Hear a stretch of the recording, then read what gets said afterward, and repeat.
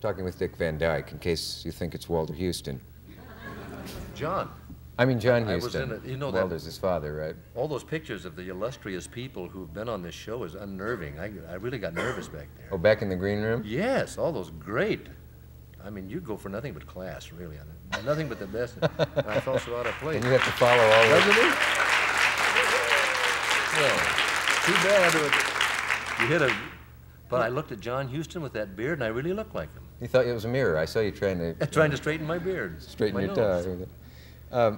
You married your high school sweetheart. Is that one of those sickening things they put in your biography that No, isn't I really really true? did. You actually did? Really married to my high school sweetheart. Somebody just asked me in the audience if she was an actress, and she never was.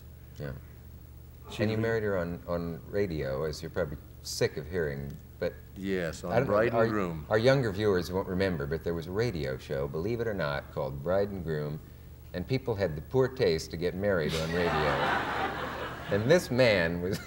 That's right. I was a starving nightclub actor at the time. You were glad to get it. Yeah, because they gave you furniture, the ring, they paid for the license, and they sent you away on a week's honeymoon, all free. Really? That's the only way I could get married. I had no money at all. When the show was canceled, did you feel divorced? Annulled or anything? I remember. Well, we have the film and the tape. We listen to it every anniversary. Yeah. They gave you a tape of it? Yeah. Yeah, they gave us a tape. That's really sad. Actually, it was a record. There were no tapes when we got married. Do they say, for example, do you take this man to be your lawful wedded husband or something, and then say, we'll take a message and we'll be right back before you answer? Actually, you were not married on the air. They took you to a beautiful little chapel, the Chapman Park Hotel in Los Angeles.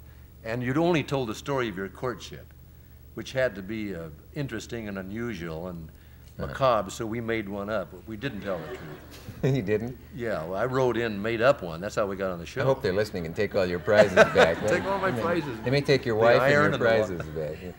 I did the dance with the animators on the stage telling me where they would be. And then they put the penguins in later? Yes, I only saw that at the premiere when the movie opened. Yeah. I just loved it. Who drew the girl? She looked very lifelike. Didn't she, though? You know, I just did a somewhere. special with Julie in February. I was in London. In London. And Julie, after all this time, looks just, I was old and gray. Julie looks just the same. She has not aged at all. I knew her before you did. In the attic. Did you I bet I did. I saw the world premiere performance in the world, anywhere, in the whole world, of My Fair Lady in New Haven before it came to New York. And I went backstage. Before I did. And there was this, 17-year-old girl who was the star then, and it was, people were saying, she's going to be some star. And I said, she's nothing. And they won. Little, lateral sibilance there. Yeah. But so I did know her before. I think she was 17 then, or was she 27? What does it matter? No, she had to have been 17. Yeah. Had to have been 17 then. You know, I remember we were what were we? The big Columbus Day parade in San Francisco. Julie and I were the marshals of the parade before the picture came out, and nobody knew who she was in San Francisco. She'd been on Broadway, but she'd never done a picture, and nobody knew who she was. And I thought at that time, just you wait. When you see, and then she became one of the biggest stars in the whole world.